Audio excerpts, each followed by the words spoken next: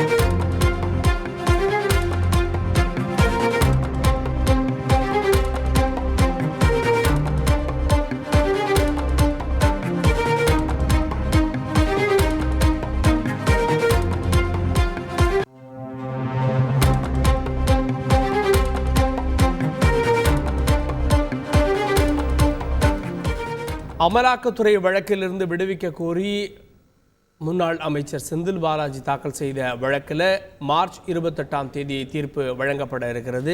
கூடுதல் விவரத்தை செய்தியாளர் சுரேஷ் வழங்க கேட்கலாம்.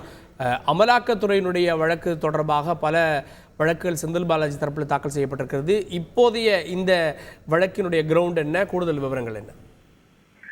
வணக்கம். சட்டவிரோத பணப்பரிமாற்ற தடை சட்டத்தின் கீழ் அமலாக்கத்துறை பதிவு செய்த வழக்கிலிருந்து தன்னை விடுவிக்க வேண்டும் என்ற கோரிக்கையுடன் செந்தில் பாலாஜி சென்னை முதன்மை அமர்வு நீதிமன்றத்தில் மனு தாக்கல் செய்திருந்தார். இந்த மனு இன்றைக்கு 2வது நாளாக நீதிபதி அல்லி முன்பு விசாரணைக்கு வந்தது. அப்போது செந்தில் பாலாஜி தரப்பில் மூத்த வழக்கறிஞர் ஆரியமா சுந்தரம் ஆஜராகி தன்னுடைய வாதங்களை முன்வைத்தார்.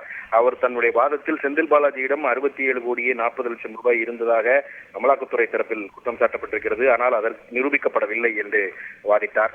அமலாக்கத்துறை வழக்கில் செந்தில் பாலாஜி தண்டிக்கப்படும் நிலை பட்சத்தில் மத்திய குற்றப்பிரிவு போலீசார் பதிந்திருக்கக்கூடிய வழக்கில் அவர் விடுவிக்கப்பட்டால் என்ன ஆகும் என்ற ஒரு கேள்வியையும் அவர் எழுப்பியிருக்கிறார்.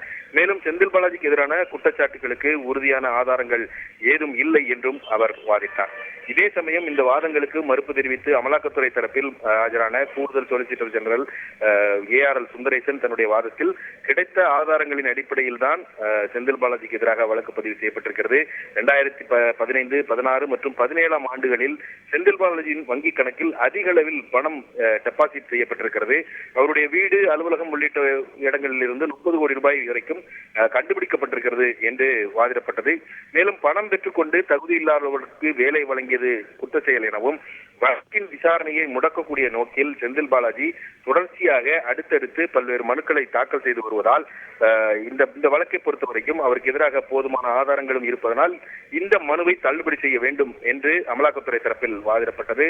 அனைத்து தரப்பு வாதங்களும் முடிவடைந்ததை அடுத்து இந்த மனு மீதான உத்தரவை மார்ச் 28ஆம் தேதிக்கு நீதிபதி அல்லி தள்ளி வைத்திருக்கிறார்.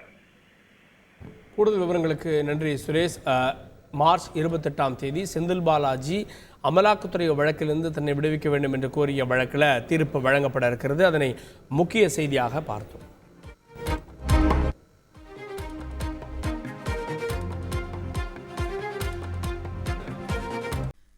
மின்மினியில போஸ்ட் போடு, மேட்ச்ல விசில் போடு.